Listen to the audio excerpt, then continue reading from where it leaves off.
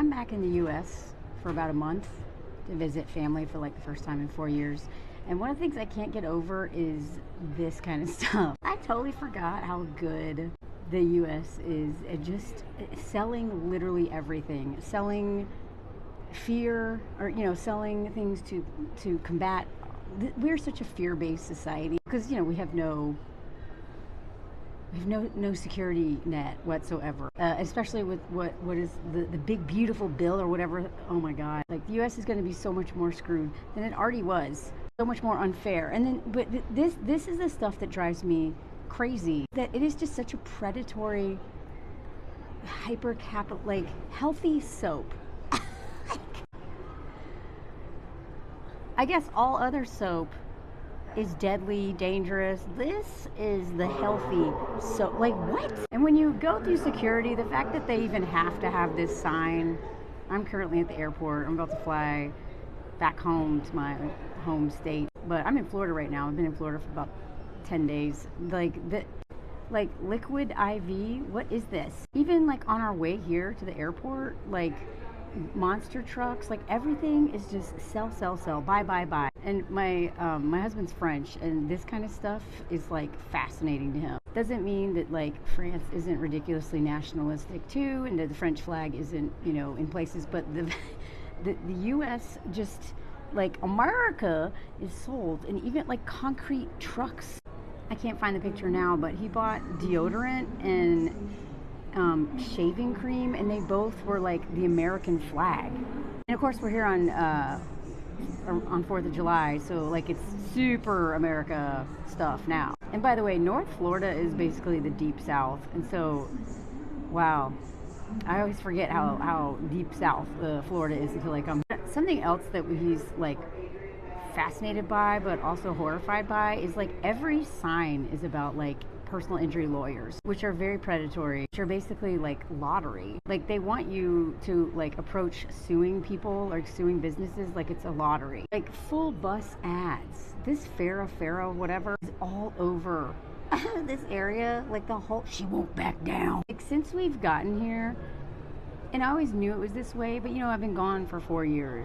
And it's just like everywhere is like cop, police state, cop, and like buy stuff. Deal with all of the weight of hyper-capitalism and this like white supremacy, patriarchy crap. Buy your way to comfort to deal with this. Oh, you don't have healthcare now? Cool, well let's just buy more stuff, you'll feel better. If you had healthcare to begin with. Like, it's like they're like, it is so violent the way they try to sell stuff in the U.S. So aggressive. It's almost like they're laughing at us while trying to sell us the most ridiculous stuff. Even in like Disney, as much as I love Disney because I associate it with my childhood because we went here a lot when I was a kid. This is the first time back at Epcot in 30 years, and I actually cried when I saw the ball. Like everything in the ball is exactly the same 30 years later. It's kind of hilarious. But like Disney has changed so much since I was a kid. When I was a kid, my mom would buy like the leftover of tickets. Like they would sell like 2, 3, 4 day passes, 5 day passes or something like that. She would go to like a scalper or whatever, and he would sell like 1 day off the rest of the pass. So she would buy like discount tickets because some people couldn't use their whole ticket, which is totally fair. You know, they sell it to this guy sells it to us, and then we get like a cheap ticket. Can't do that at Disney. No. And now you have to get a fast pass to be able to get in on anything at this point without waiting 2 to 3 hours. So the tickets are like $180 a day. Plus, then if you want to actually like ride more than 2 things that day, then you have to buy a fast pass. Like the way that Disney has just fully gone, like it's literally you pay to cut line.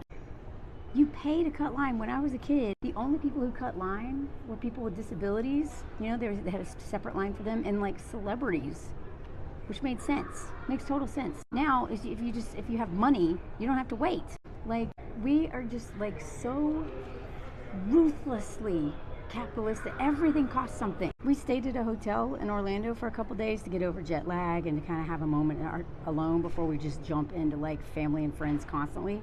And the hotel, which was like a nice hotel, which apparently the only reason why it was cheap We got it pretty cheap. It was like a 4-star hotel that should have cost $200 to $300 a night, like all the ones around it, but it was $80 a night after taxes and all that stuff. Why? Because they were having a cop convention. They literally were training children and teenagers to become cops. They had like kids wearing taser guns. It was like 3/4 or more of the hotel were cops, and they like children training to be cops, and they were wearing like protect the blue shirts. And then in the hotel, every elevator was sponsored by something. Like seriously, this whole thing was going on literally like it's like summer camp, cop summer camp. Oh, here's some more of the elevators. This one's sponsored by whatever this is. This one's by this coffee donut place. And then once you go inside the elevator, there's more advertising. It's just literal advertising everywhere. Like no space is safe from being sponsored by something. And it's also like super like violent against like towards people who don't have cars, because you know the US doesn't want to pay for, I mean everything honestly in the US comes down to anti-blackness. Everything that sucks comes down to that. If you don't believe me, look it up. But you can't, we had to take, I forgot that like Uber Eats or like whatever that thing's called, they deliver food. I forgot that was an option. We were at a hotel 3 miles away from the closest store. We were gonna walk, but it was super hot, so we had to take an Uber to get groceries. And the closest grocery store was Target, which, you know, not a fan of Target, but it was like the only place we could get food. And so, and while we were there, Anthony was like, why are there giant cup holders on the carts? Is this so that you can consume while you're consuming? Like, everything is about like convenience, for lack of a better word. Consuming, spend money. So between spending a ton of money just to get groceries to being in a hotel with this happening, like at one point Anthony was like, they all came outside screaming, and Anthony was like, either this is a game, a drill, or a literal active shooter. And we were like, yeah, don't know which. I mean, now my sister was like, yeah, that's why it was so cheap, your hotel. Like, that's why you got so, because she couldn't figure out how I got such a good deal. If I had known. And then to top it all off, we tried to go to a FIFA game in Orlando, and this was my purse, and Anthony had his bag. And everyone, most of us, I guess some people knew this, but most of us, when we got there, they're like, by the way, no bags, they have to be clear. We took an Uber to this game. It was like Man City versus Juventus, I don't know how to say it. But there were some players from our town who were in like one of the teams or whatever. You know, and Anthony used to play football or soccer or whatever.